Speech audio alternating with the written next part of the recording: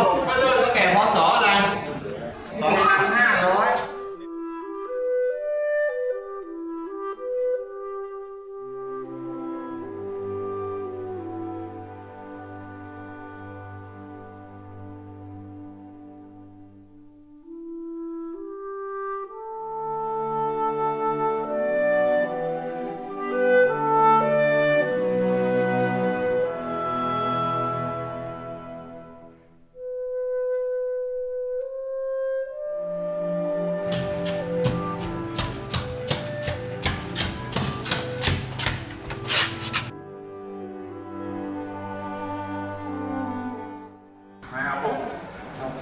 รู้ไหมช่วงนี้คือเรียนบ่อยนะ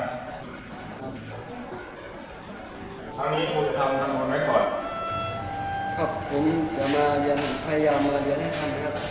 ผมจะไม่มาใส่ครับผมรับปาก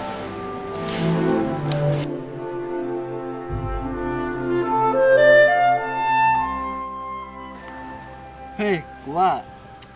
เราไปที่เดิมกันดีกว่าว่ะ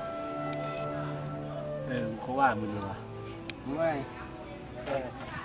ชมไปด้วยเดี๋ยวกูด้วยเพื่อนเดี๋ยวกูไปเหมือนกัน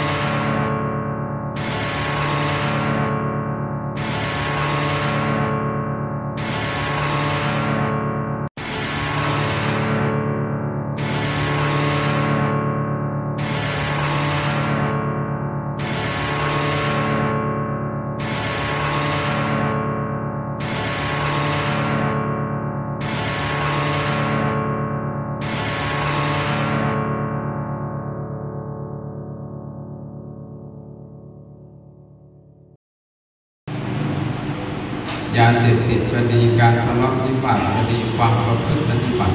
ในอันที่ไม่ใช่ทิศทางของเราจะมีบ่อยหลวงพ่อเองเนี่ยอยู่ที่วัดแล้วเราเปิดไวไฟให้คนไปเล่นก็ไปเห็นนักเรียนบางคนเขาก็เป็นคิดเกรงใจเลยก็ไปนั่งสูบบุหรี่ให้เราดูนักศึกษานักเรียนต้องมีหลักปฏิบัติขึ้นหนึ่งมีความเคารพ 2. พบการศึกษา 3. กล้าที่จะรับผิดข้อที่ 4 คิดที่จะช่วยเหลือครู 5. กตัญญูต่อสถาบันเอา 5 อย่างนี้มาใช้ในชีวิต 1. มีความเคารพคนเราถ้าอยู่ไหนเสน่ห์ของคนอยู่ตรงที่ความเป็นคนอ่อนน้อมถ่อมตน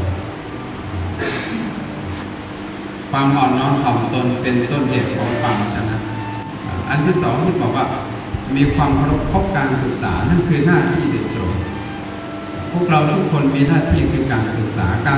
ช่วยพัฒนาศักยภาพชีวิตของคนให้มันมีหลักมันไม่ใช่อยู่รอดเพื่อเราคนเดียวลูกเรียนจบลูกมีงานทำพ่อแม่ก็มีความสุขพ่อแม่ก็มีความหวังอันนี้เป็นสิ่งหนึ่ง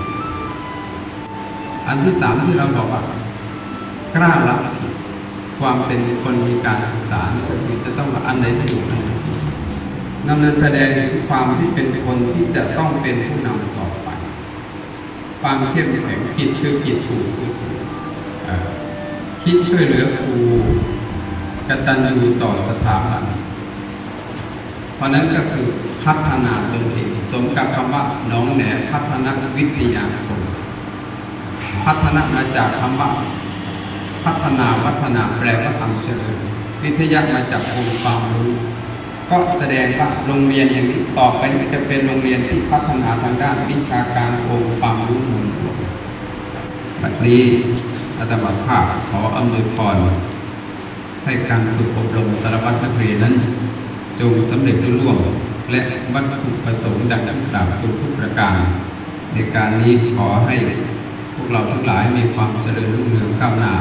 สำเร็จผลในสิ่งอันพึงประสงค์จงทุกประการขอเจริญพร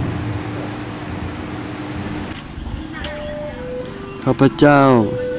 ขอให้สัตย์ปฏิญาณว่าแต่นี้ไปข้าพเจ้าจะหันทำแต่กรรมดีละเว้นกรรมชั่วเพราะว่าการที่จะทำกรรมชั่วไม่ในชีวิตผมดีขึ้นเลยต่อจากนี้ไปกับผมจะทำความดีเว้นความชั่วจะช่วยเหลือครูบาอาจารย์